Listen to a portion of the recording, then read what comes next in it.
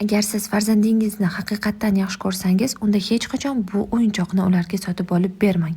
Yaqindagina qizimning iltimosiga ko'ra trend bo'lgan o'yinchoqlardan birini xarid qilgan edik va 2 kundan keyin qizimda g'alati o'zgarishlar paydo bo'ldi. Farzandim shamollamagan bo'lsa-da, unda burun bitishlari va tanada qichishishlar paydo bo'ldi. Keyingi kun esa yuzida allergik toshmalar paydo bo'ldi. Farzandimdagi bu holatlar aynan shu o'yinchoq kelganidan keyin paydo bo'lganini eslab qoldim va bu o'yinchoq haqida internetdan ma'lumot to'plashga qaror qildim. Internetdagi ma'lumotlardan keyin farzandimdagi bu holat 100% shu o'yinchoqdan keyin ekanligini aniq bilib oldim. Va bu o'yinchoq Tapalavka.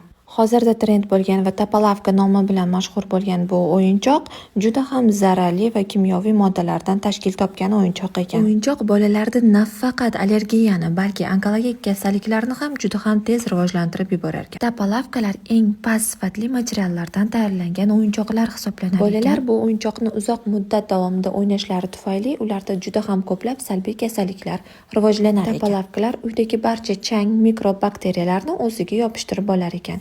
Ko'rib turgan tapalavkalarni ham men 3-4 martalab yaxshilab yuvgan bo'lsam ham, baribir ustidagi kirlari 100% ketmadi. Va o'zidan juda ham kuchli kimyoviy hid chiqarar ekan va bu hiddan nafas olgan bolalarda nafas kasalliklari juda ham tez rivojlanar ekan. Agar farzandinglar bu o'yinchoqni uzoq muddat o'ynashsa, ularda jigar kasalliklari va gormonal buzilishlargacha olib kelar ekan. O'yinchoqni kichkina bo'lakchasini bolangiz og'ziga solib bilmasdan yutib yuborsa, bu hatto o'lim holatigacha olib kelar ekan. O'yinchoq o'zini yuza qismiga bakterial mikroorganizmlarni to'plab olar ekan va buning natijasida bolajonlarda infeksion kasalliklari o'z-o'zidan paydo bo'lar ekan.